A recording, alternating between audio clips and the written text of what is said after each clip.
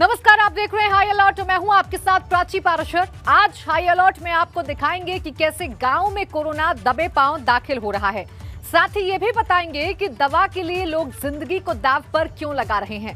High alert में आज बात लाशों की पहरेदारी की भी होगी। सबसे पहले बात करते हैं कानपुर के सपा विधायक इरफान सोलंकी की, जिन्हें पुलिस वालों के सामने दादागिरी दिखाना भारी पड़ गया।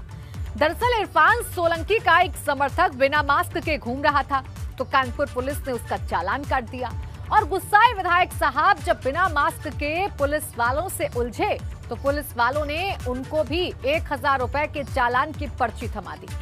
चालान कटने से विधायक साहब बुरी तरह उखड़ गए, लेकिन राजनीति चमकाने के चक्कर में उनकी भारी बेइज्जती हो गई। कैमरे के सामने पुलिस वालों को धमकी, या तो मैं रहूंगा या तुम दोनों रहोगे। पुलिस वालों को औकात बताते विधायक, ध्यान रखना, तुमने गांव के विधायक देखे होंगे।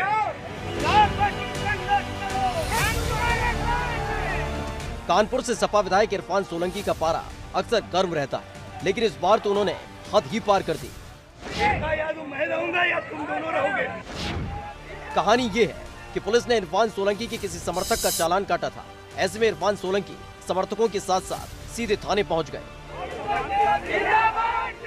कार्यकर्ताओं ने जिंदाबाद का नारा लगाया और विधायक साहब जोश में आ गए। पुलिस वालों को उनकी औकात बताई और तबादला कराने की धमकी दे गए। या तो मैं रहूंगा या तुम दोनों रहोगे। ध्यान रखना, तुमने गांव के विधायक देखे होंगे। विधायक साहब के सामने खड़े थे कानपुर पुलिस के दरोगा अभिषेक सोनकर और फहीम खान। उन्होंने अच्छे से समझाया कि इरफान सोलंकी विधायक होंगे अपने घर के, ये थाना है और वो कानून के रखवाले। अभद्रता करने वाले विधायक साहब का दरोगा जी ने चालान कर दिया। वजह ये थी कि इरफान सोलंकी बिना मास्क के झगड़ा कर रहे थे।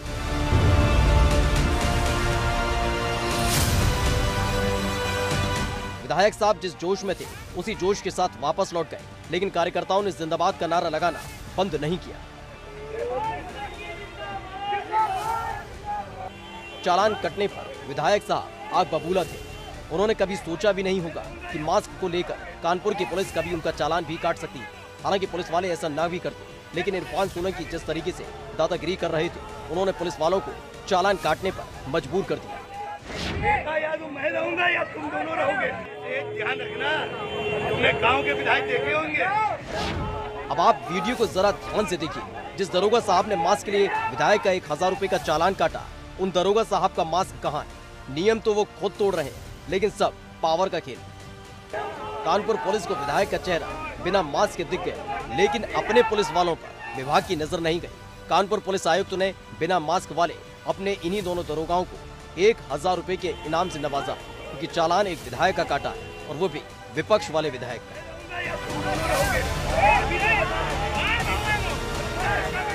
इरफान सोलंकी कानपुर में जाना पहचाना नाम है। ऐसे में अगर ये खुद बिना मास्क के सड़क पर झगड़ते रहेंगे तो लोगों पर क्या असर पड़ेगा। कोरोना महामारी के दौर में इरफान सोलंकी को ये संदेश देना चाहिए कि मास्क लोगों की जिंदगी के लिए कितना जरूरी है, लेकिन विधायक साहब अलग ही माहौल बना रहे हैं।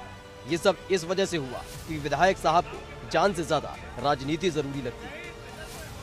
मास्क न पहनने पर चालान कई लोगों का कट रहा, वो विपक्ष के विधायक हो या फिर कार में बैठे दूल्हे राजा। रामपुर पुलिस ने एक ऐसे ही दूल्हे राजा को बीच सड़क पर रोक लिया और 1000 रुपए की पर्ची थमा दी। बदले में मास्क दिया और जिंदगी बचाने की सीख। Bureau report, ABP Ganga. देखिए, समझना होगा कि कोरोना से बचने के लिए अगर कोई सबसे बड़ा हथियार है तो वो है समझदारी। लेकिन वैक्सीन के लिए लोग नासमझ होते जा रहे हैं। यूपी के कई जिलों में 18+ वालों के लिए टीकाकरण शुरू हुआ, तो वैक्सीनेशन सेंटर पर लोगों ने मेला लगा दिया। लखनऊ से लेकर गोंडा तक वैक्सीनेशन सेंटर पर भीड़ उमड़ गई। दरअसल लोगों को इस बात की चिंता है कि अगर वैक्सीन खत्म हो गई तो उनका इंतजार और ज्यादा बढ़ जाएगा। दवा के लिए जिंदगी को दांव पर लगाने वालों की ये रिपोर्ट देखिए। वैक्सीन के लिए शहर शहर बवाल।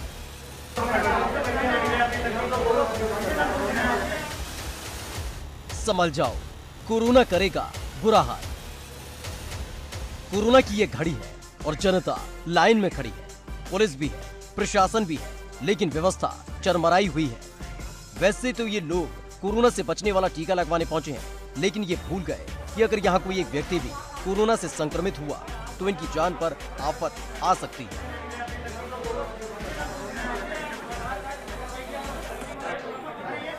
ये है लखनऊ के ऐशबाग का नगरीय सामुदायिक स्वास्थ्य केंद्र, जहाँ जान की परवाह किए बिना ही लोग वैक्सीन के लिए उमड़ आए।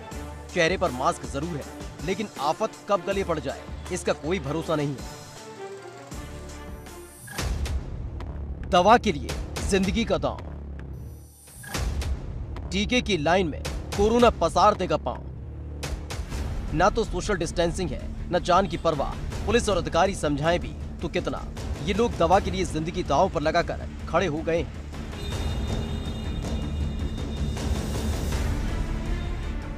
लखनऊ से चलिए गोंडा, वैक्सीन के लिए कोरोना वाला मेला यहाँ भी नजर आ जाएगा। 18 उम्र से ऊपर वालों को टीका लगना शुरू हो चुका है तो भीड़ लग गई। पुलिस वाले नियम कायदा समझा रहे थे, लेकिन जब झुंड बना लेते हैं तो बवाल होना भी तय होता है। गलती लोगों की भी और सिस्टम की भी, क्योंकि सबको पता है कि इस देश में पहले आओ पहले पाओ वाला हिसाब चलता है। अगर बाद में पहुंचे तो खाली हाथ ही लौटना पड़ता है। उदाहरण के लिए कन्नौज चलिए।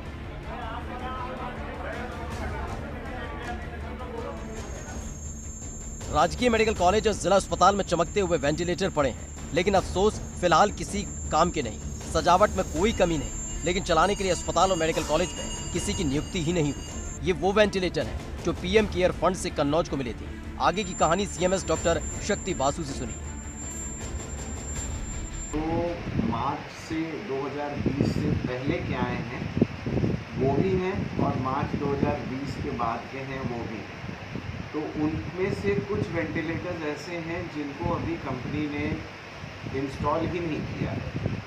तो आगे पहले वो डेमोन्स्ट्रेशन देंगे, इंस्टॉल करेंगे। तो उनको भी पत्राचार उनको कर दिया गया, वो भी सूचित कर दिए गए हैं। पिछले ही साल जब कोरोना ने दस्तक दी थी तो कन्नौज में 100 वेंटिलेटर भेजे गए। 90 वेंटिलेटर्स को मेडिकल कॉलेज भिजवाया गया।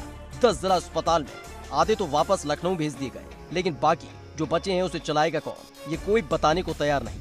नतीजा ये है कि करोड़ों रुपए की ये मशीनें धूल फांक रही हैं। दूसरी लहर में ये वेंटिलेटर दर्शन देने के अलावा कुछ नहीं कर सके। चिट्ठी लिखी जा रही है, खाना पूर्ति का सिलसिला जारी है। उनको भी पत्राचार उनको कर दिया गया, वो भी सूचित कर दिए गए हैं। प्लस जिन वेंटिलेटर्स में थोड़ी मोड़ी कमियाँ थी, उनके जो कंसर्निंग फर्म्स हैं और साइरिक्स जो हमारे जिनके साथ एएमसी है, उनको भी सूचित कर दिया गया है। और साइरिक्स वाले आगे उनको उनकी मरम्मत करने देख रहे हैं, और जो कंसर्न कंपनीज हैं उनके भी अधिकारीगण को सूचित कर दिया गया है। तो अब उम्मीद है कि ये सारे के सारे जल्द ही क्रियाशील हो जाएंगे। चिट्ठियां लिखते लिखते 1 साल बीत गया, लेकिन समाधान आज तक नहीं हुआ। इस बीच देश में न जाने कितने लोगों की जान व्यवस्थाओं की कमी ने ले ली। ताजा उदाहरण देखना है तो काशी चलिए।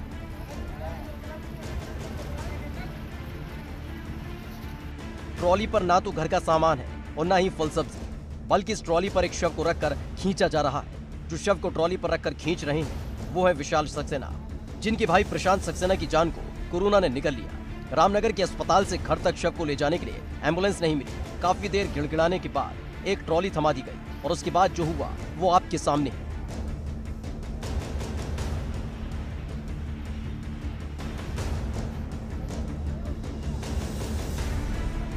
लोग बेसुध हैं, सिस्टम बेहोश। अस्पतालों में वेंटिलेटर आपको खूब दिखेंगे, लेकिन चलाने वाला नहीं।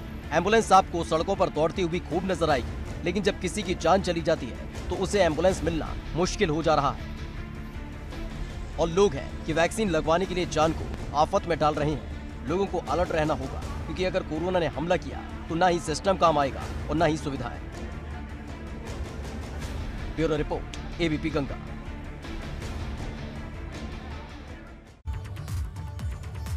कोरोना का कहर शहरों के बाद अब गांवों में दिख रहा है, लेकिन मुसीबत यह है कि गांव वालों के लिए कोरोना एक अदृश्य बीमारी है, क्योंकि ना तो टेस्टिंग हो रही है, ना ट्रैकिंग और ना ही ट्रीटमेंट। एक एक गांव में कई लोगों की मौत हो रही है।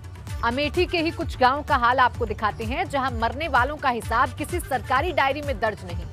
गांव वाले दहशत में हैं, क्योंकि कोरोना गांव में दबे पांव दाखिल हो चुका है। 24 कोरोना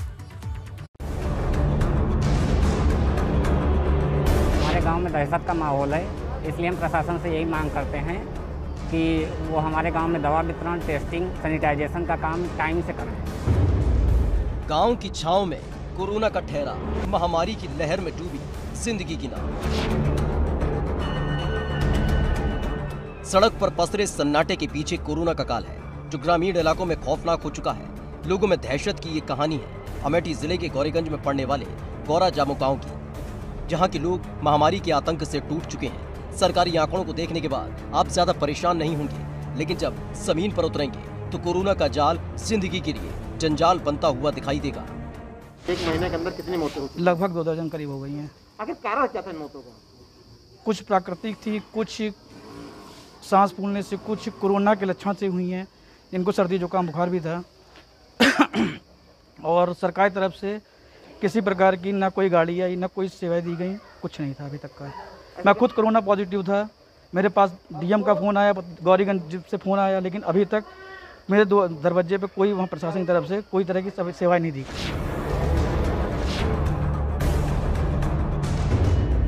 एक महीने में 25 लोगों की मौत, गांव-गांव कोरोना का खौफ। सरकारी दस्तावेज कहते हैं कि पूरे अमेठी जिले में कोरोना से करीब 110 लोगों की जान गई, लेकिन गांव पहुंचने पर हालात कुछ और ही नजर आते हैं। गौरा जामो गांव के लोग एक महीने में 25 मौतों की बात कह रहे हैं। स्वास्थ्य विभाग पर आरोप है कि ना तो टेस्टिंग हो रही है और ना ही कोरोना के मरीजों पर ध्यान दिया जा रहा है। सब खाना पूर्ति में लगे हैं। स्वास्थ्य विभाग की तरफ से किसी तरह की मदद नहीं दी गई। सिर्फ एक बार सैनिटाइजिंग किया गया पूरे गाँव का, उसके अलावा स्वास्थ्य विभाग की तरफ से कोई किसी तरह की हेल्प नहीं हुई है अभी तक। आपके गांव में आशा बहुओं द्वारा आप लोगों का मेडिकल परीक्षण के लिए, आपके यहाँ थर्मल स्कैनिंग या कोई दवा के लिए आपके द्वारा कुछ कार्य? आशा बहु द्वारा अभी कोरोना की दवाई बांटी जा रही है घर घर, लेकिन अभी तक किसी तरह का मेडिकल परीक्षण नहीं हुआ है। कोरोना की महामारी गांव-गांव पैर पसार रही है, लेकिन स्वास्थ्य महकमा ऑल इज वेल का रट्टा मार कर बैठा है।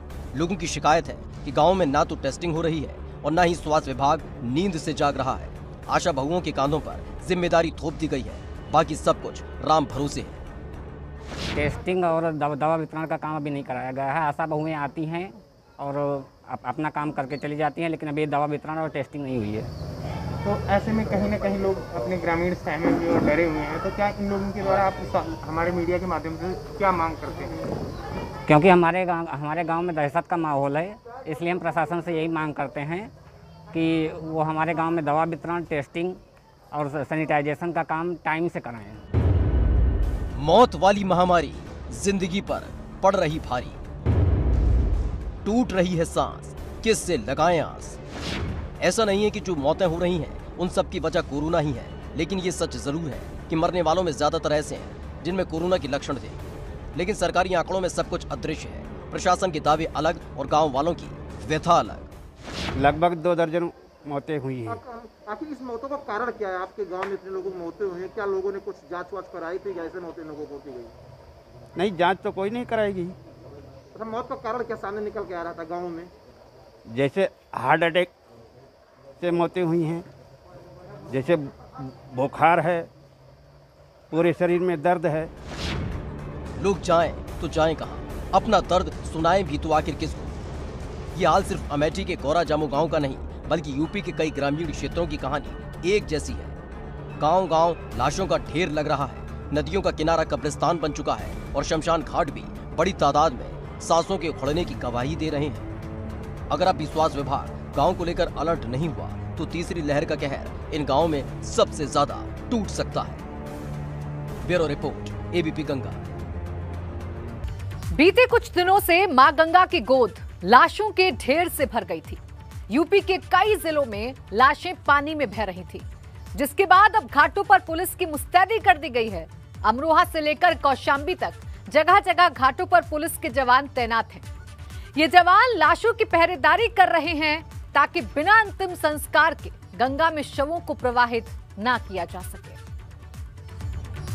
ये तस्वीरें कुछ दिन पहले की हैं, जब उन्नाव से लेकर बलिया तक गंगा में लाशें बह रही थी। घाटों पर जगह नहीं बची थी तो लोग अपनों के शव को गंगा में प्रवाहित कर रहे थे। हालांकि अब ऐसे मामलों में कमी आई है, क्योंकि जगह जगह घाटों पर पुलिस बल की तैनाती कर दी गई है। अमरोहा के तिगरी घाट पर कुछ दिन पहले हर रोज 100 से ज्यादा शवों का अंतिम संस्कार हो रहा था। कुछ लोग ऐसे भी थे जो बिना अंतिम संस्कार के शव को गंगा में बहा रहे थे। ये दावा दिगरी गंगा धाम के पुजारी पंडित गंगा शरण शर्मा ने ही किया। यहाँ पे जो कोरोना की दूसरी लहर चल रही है, इसमें हमारे गांव तिगरी में गंगा तट पर 150-200 शव आए हैं और यहाँ पे जब जगह नहीं मिली तो बहुत से लोग गंगा जी में ऐसे ही बहा के चले गए। और हमारे यहाँ पुलिस प्रशासन ने काफ़ी यहाँ पे दबाव बना हुए हैं, दुकान सब बंद करा रही है और जो डेड बॉडी छोड़ कर जा रहे हैं उन्हें सब जलवा रही है। यही वजह थी कि जगह जगह गंगा में शव बहते हुए दिखाई दे रहे थे। हालांकि अब अमरोहा के तिगरी गंगा घाट पर पुलिस वालों की तैनाती की गई है। घाटों पर ध्यान दिया जा रहा है कि शवों को गंगा में न बहाया जाए। अगर ऐसा करते हुए कोई पाया गया तो उसके खिलाफ कार्रवाई की जाएगी। गजरौला थाना क्षेत्र के गंगा तिगरी घाट पर मृतकों के अंतिम संस्कार के लिए पुलिस बल तैनात किया गया है, ताकि अंतिम संस्कार करने के लिए आने वाले लोगों को किसी समस्या का सामना न करना पड़े। कौशाम्बी के गंगा घाट पर भी बड़ी तादाद में कब्रें नजर आ रही हैं। आशंका है कि यहाँ भी शवों को गंगा में प्रवाहित किया गया था। ऐसे में घाटों पर पीएसी तैनात कर दी गई है। पुलिस के जवान सिर्फ पहरेदारी ही नहीं कर रहे, बल्कि जो जरूरतमंद है उनकी मदद का एक जरिया भी बने हैं। देखिए, सबसे पहली बात तो जो शव लेकर के आते हैं, अगर उनके पास इतना सामर्थ्य नहीं कि वो लकड़ी खरीद सकते हैं, तो हम जिला प्रशासन को या थाने के माध्यम से उनको करते, उनके सहयोग के लिए कि उनके पास पैसा नहीं है, ये शव को जो है अंतिम संस्कार करना चाहते हैं, जिला प्रशासन उनका सहयोग करके लकड़ी मुहैया कराता है और अंतिम संस्कार से संबंधित जो भी सामग्री है उनको उपलब्ध कराता है। यूपी से लेकर बिहार तक कई जगहों पर शवों के बहने की तस्वीरें सबने देखी। हालांकि अब कोरोना का कहर कम हुआ है, साथ ही घाटों पर पुलिस के जवान भी तैनात कर दिए गए। ऐसे में उम्मीद की जा रही है कि शासन और प्रशासन के अलर्ट होने से मां गंगा अपने बच्चों के शव होते हुए नजर नहीं आई। Bureau report, ABP Ganga.